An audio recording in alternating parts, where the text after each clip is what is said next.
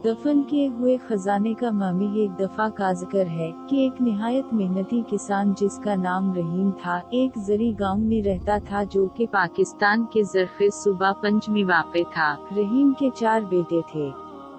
इनके नाम थे अकबर, असफर, नासिर और बाबर, जो कि चारों नून गुन्ना में सबसे छोटा था। ये चारों भाई दूसरे सब उन बच्चों से बहुत मुख्तलिफ थे जो कि करीबी देही इलाकों में रहते थे, क्योंकि ये चारों अपना ज्यादातर वक्त खेलने और शरारती करने में गुजारते थे। जब हमसाये में रहने वाले लोग इन भाइयों की शरारतों से तंग आ जाते तो वो रहीम से उनकी शिकायत करते। तब वो सब शरारती भाई भोले भाले बिन जाते और वादे पर कायम रहने का इरादा किए बगैर हमसायों से माफी भी मांग लेते। गांव में एक प्राइमरी स्कूल था। रहीम ने अपने चारों बेटों को वहां इस उम्मीद में दाखिल करा दिया कि उनके अंदर कोई नज़म व ज़ब्त कायम होगा। मगर ये सब भाई रोजाना स्कूल बहुत देर से जाते और उस्ताद ख्वाह कितनी दफा डांट डपट करते, मगर वो अपने तौर तरीके ना बदलते। रहीम बहुत ही रहम दिल इंसान था और उसने कभी अपने बेटों के साथ सख्त कलामी नहीं की, बल्कि वो उनके पास बैठ जाता और उनको दलाइल देकर समझाने की कोशिश करता। प्यारे बेटू, रहम दिल वालिद ने एक दिन बहुत प्यार से कहा, तुम लोग अभी बहुत कमसिन हो और अपना तमाम वक्त खेल कूद में गुजारते हो, लेकिन अगर तुमने इस उम्र में मेहनत करना ना सीखा तो जब तुम लोग बड़े हो जाओगे तो कुछ भी करने के काबिल नहीं होगे। सब बेटे एक जबान होकर बड़े जोश से कहते, अब्बा जान, आप बिल्कुल फिक्र ना करें, हम बहुत जल्द सब कुछ सीख लेंगे, हम वादा करते हैं।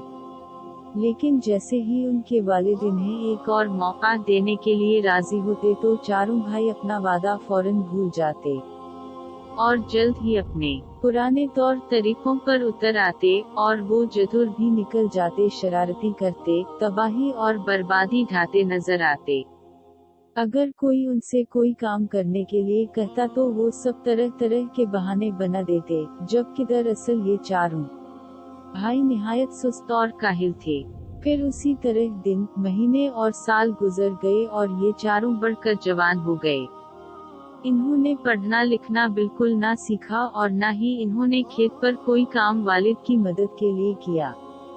वो हमेशा एक दूसरे को अपनी मन घड़त फजूल बातों और मुश्किलात के लिए इल्जाम देते रहते, और इनमें से किसी एक ने भी कभी एक दफा भी अपने बुरे तौर तरीके के लिए अपनी जिम्मेदारी कबूल नहीं की। आखिर रहीम एक ज़ईफ और बूढ़ा आदमी हो गया, मगर वो फिर भी खेत पर सारा दिन खुद अकेला ही काम करने पर मजबूर था। ये काम एक बूढ़े आदमी के लिए बहुत मेहनत का था और रहीम को वो दिन बहुत मुश्किल लगने लगे थे। फसल की पैदावार में भी कमियां गई और उसके साथ ही इस दौलत में भी जो कि वो फसल को मंडी में बेचकर हासिल कर सकता था। रहीम और उसकी बीवी अपने मुस्तकबिल के बारे में बहुत परेशान थे, मगर वो चारों भाई इन वाक़यात के बारे में बिल्कुल भी परेशान न होते थे। कभी कभार वो खेत में अपने वालिद की मदद करने चले जाते, लेकिन ज्यादातर अपने बचाव की खातिर बहाने बनाते रहते। वो तमाम दिन सिर्फ निकमे बैठे रहते, खाते पीते और आराम से सोते। अगर कभी कोई अकबर से कहता कि वो खेत पर जाकर अपने वालिद की मदद करे, तो वो कहता कि दूसरे तीनों में से कोई जाकर मदद करे क्योंकि मेरे तो सर में दर्द है, वगैरह वगैरह। उसी तरह हर एक भाई को जब भी कोई किसी काम करने को कहता तो वो उसी कसम का बहाना बना देता, और इनमें से हर एक अपने दूसरे भाइयों में से किसी एक को वो काम करने के लिए पेश कर देता। फिर एक वक्त ऐसा आया कि रहीम वाकई इस कदर ज़ईफ और बीमार हो गया कि कोई काम करने के काबिल नहीं रहा, और उसने हकीकत में ये महसूस किया कि वो ज्यादा देर तक जिंदा नहीं रह सकेगा। रहमदल बाप अपने नाकारा बेटों के बारे में बहुत फिक्रमंद हो गया और उसके दिमाग को बहुत से मुश्किल सवालात ने घेर लिया। इसे ये नहीं मालूम था कि जब वो नहीं होगा तो उनका क्या होगा। इन्होंने कोई हुनर नहीं सीखा था, इसलिए वो अपने लिए रोजी कैसे मुहैया कर सकेंगे। उनके बुरे अमाल के बावजूद रहीम अपने बेटों को दिल से चाहता था और उनकी मदद करना चाहता था। इसलिए वो बेचारा ज़ईफ आदमी बहुत ही गौर से ये सोचने लगा कि क्या किया जाए। बहुत देर गौर करने के बाद रहीम को एक मंसूबा समझ में आया जिसके बारे में उसने ख्याल किया कि शायद वो कारआमद हो सके। फिर वो खुद ब खुद मुस्कुराया और उसने अपनी बीवी से कहा कि वो उसके चारों बेटों को बुला कर लाए ताकि वो इसके सामने आकर बैठें और इससे पहले कि वो कब्र में जा सोए इन्हें अपनी वसीयत सुनाए और नसीहत के चंद अल्फाज भी कह सके। रहीम की बीवी ये सुनकर बहुत परेशान हो गई क्योंकि वो अपने खावंद को बहुत चाहती थी। बहरहाल उसने अपने बेटों को बुलाया और इन्हें उनके वालिद की ख्वाहिश के बारे में बताया। चारों भाइयों को इस बात का बहुत सदमा हुआ कि उनका बाप फौत हो जाएगा। वो अपने वालिद के कदमों के पास इसकी आखिरी वसीयत सुनने के लिए बैठते ही रोने और आहवाओ जारी करने लगे। प्यारे बेटू, रहमतुल बाप ने कहा, मैंने जिंदगी भर तुमसे मोहब्बत की और तुम्हारी देखभाल की। मैंने वाकई पूरी कोशिश की कि तुम खुशी और आराम व आसाइश से रहो और मैं तुम्हारी हिफाजत करता रहा, लेकिन अब मैं बूढ़ा और बीमार हूँ और जानता हूँ कि मैं जल्द ही मर जाऊंगा। बूढ़ा कर खांसने लगा, इसकी सांस में खुरखुराहट थी और अब चारों भाई खुद देख सकते थे कि उनका बाप हकीकत में बहुत बीमार था।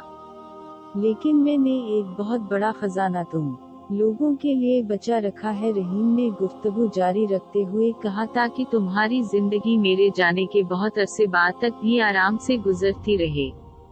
बहुत जमाना गुजरा, मैंने अपने खेत की जमीन में किसी जगह एक बहुत बड़ा और बहुत गहरा गड्ढा खोदा। फिर मैंने इस गड्ढे में इस खजाने को उस वक्त के लिए कि जब तुम्हें उसकी जरूरत पड़े हिफाजत के साथ दफन कर दिया। लेकिन अब मुझे बिल्कुल याद नहीं रहा कि वो किस जगह पर है। चारों भाई एक दूसरे की तरफ ताज्जुब से देखने लगे, लेकिन वो अपने बाप के खजाने के तस्वर से काफी खुश भी नजर आ रहे थे। मेरे मरने के बाद तुम्हें इसका सुराग लगाना होगा और इसे खोद कर निकालना होगा। रहीम ने बात जारी रखी। फिर तुम अपने चचा से, जो कि उस वक्त खानदान में सबसे बड़े हों, ये दरखास्त करना कि वो इस खजाने को तुम चारों के दरमियान बराबर हिस्सों में तकसीम कर दें। इसके लिए आपस में झगड़े मत करना, अपने चचा के फैसले की ताज़ीम करना। याद रखो कि अपने बड़ों की इज्जत करना हमारी तहज़ीब का एक अहम हिस्सा है। तुम्हें उनकी इज्जत करने को अपना फर्ज समझना चाहिए। चारों भाई खेत में दफन किए हुए खजाने को फौरन ही ढूंढने के लिए मुस्तरब नजर आने लगे। रहीम ने ये जाहिर किया कि इसने अपने बेटों के इस रुचिए को देखा ही नहीं और उसने अपनी तकरीर जारी रखी। एक और नसीहत जो कि मैं तुम्हें डालनी चाहता हूँ वो ये है कि तुम लोग एक दूसरे के साथ कभी मत लड़ना। तुम्हारे दुश्मन तुम्हें मंसूबा बंदी और साजबाज करने के लिए उकसाएंगे, लेकिन कुछ भी हो जाए तुम चारों हमेशा मुत्तहिद रहना। मिलजुल कर तुम सब बहुत ताकतवर रहोगे और कोई भी तुम्हें नुकसान नहीं पहुंचा सकेगा। और किसी को भी इस खजाने के बारे में इस वक्त तक मत बताना जब तक तुम्हें वो मिल ना जाए। जब रहीम ने अपनी तकरीर खत्म की तो उसने आंखें बंद कर ली। फिर वो जल्द ही फौत हो गया। अपने वालिद के जनाजे और तदफीन के बाद इन भाइयों ने अपने खेत के दूसरे सिरे से खोदने का फैसला किया। इन्होंने अब तक अपनी जिंदगी बहुत सुस्ती, काहली, आराम और आसाइश में गुजारी थी, इसलिए खेत के थोड़े से हिस्से को खोदना भी उनको बहुत मुश्किल लगा। सुस्त और काहिल सब भाई जल्द ही हार कर घर पर आराम करने के लिए चल दिए। अगले दिन फिर ऐसा ही किया, फिर इससे अगले दिन और इससे भी अगले दिन ऐसे ही करते रहे, यहाँ तक कि आहिस्ता आहिस्ता मगर यकीनन खेत का ज्यादा तर हिस्सा भाइयों ने खोद ही लिया। उनको उसी तरह काम करते महीना भर और गुजर गया, मगर इन्हें दफन किया हुआ खजाना नहीं मिला। वो किसी और से उसका जिक्र भी नहीं करना चाहते थे और न ही किसी की मदद लेना चाहते थे, क्योंकि वो इस खजाने में किसी और को हिस्सादार नहीं बनाना चाहते थे। वो सब खुदाई करते करते बहुत थक गए थे, मगर उनमें से कोई भी इस खजाने को छोड़ना नहीं चाहता था। आखिरकार भाइयों ने गौर किया कि इन्होंने पूरा खेत खोद डाला लेकिन खजाने का कोई सुराग नहीं मिला। तब इन्होंने ख्याल किया कि उनके बाप ने खजाना बहुत ही गहरा दफन किया होगा, इसलिए इन्होंने और भी ज्यादा गहरा खोदने का फैसला कर लिया। एक और महीना गुजर गया मगर दफन किए हुए खजाने का कोई निशान भी नहीं था। सारा खेत अब पूरी तरह नीचे से ऊपर हो चुका था और हमसाए भी उन भाइयों की मेहनत पर रश्क करने लगे थे। आखिरकार चारों भाइयों ने दफन किए हुए खजाने को कभी भी पा लेने के ख्याल को तर्क कर दिया। मगर ये देख कर कि इन्होंने खेत को इतनी अच्छी तरह तैयार कर लिया था, इसलिए इन्होंने वहां पर इस मौसम में गेहूं की काश्त करने का फैसला कर लिया। जब फसल काटने का जमाना आया तो इस खेत में बहुत आला दर्जे का और बहुत मिकदार में गंदुम पैदा हुआ, जिसको वो सब भाई मंडी में ले गए और उसे हजारों रुपयों में फरोख्त कर दिया। अपने वालिद की नसीहत पर चलते हुए सब भाई अपनी कमाई हुई दौलत को अपने चचा के पास ले गए और उनसे इस रकम को चारों में बराबर तकसीम करने की दरखास्त की। उनके चचा चारों भाइयों पर फख्र करने लगे और बोले, शाबाश मेरे भतीजों, तुमने आखिरकार ये साबित कर दिया कि तुम मेरे मेहनती भाई रहीम के मेहनती बेटे हो।